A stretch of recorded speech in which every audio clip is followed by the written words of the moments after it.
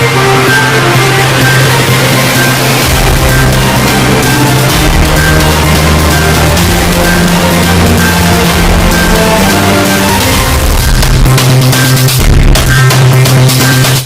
मी Deepti Gharde. Mission Maharashtra news मध्ये आपले स्वागत आहे.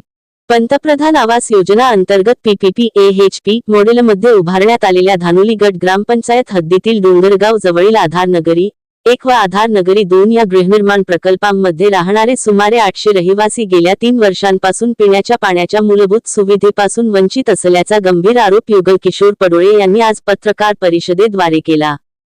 शासनाने दिलेल्या आश्वासनांची पूर्तता न झाल्याने संतप्त नागरिकांनी पत्र परिषद घेऊन आपल्या न्याय हक्कासाठी आवाज उठविला.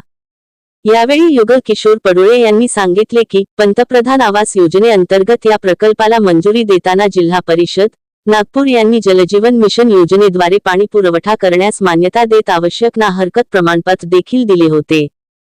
त्यानुसार रहिवाशांना नियमित पिण्याचे पाणी उपलब्ध करून देण्याचे आश्वासन देण्यात आले होते. मात्र प्रत्यक्षात आजपर्यंत या प्रकल्पाला कायमस्वरूपी पाणीपुरवठा करण्यात आलेला नाही.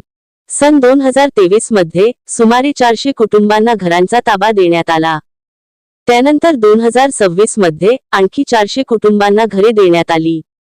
सध्या या परिसरात जवळपास 800 नागरिक वास्तव्यास असूनही त्यांना पिण्याच्या पाण्यासाठी मोठा संघर्ष करावा लागत आहे. डोंगरगावजवळील सुमारे 3 किलोमीटर अंतरावरील कान्होली पाणी पुरवठा योजनेतून या प्रकल्पाला पाणी जोडणी देण्याचे नियोजन होते, मात्र अद्याप देण्यात आले नाही. शासनाने कायमस्वरूपी उपाययोजना करावी अशी मागणी त्यांनी यावेळी केली. पिण्याचे पाणी उपलब्ध न झाल्यास तीव्र आंदोलन करण्यात येईल असा इशाराही त्यांनी यावेळी दिला.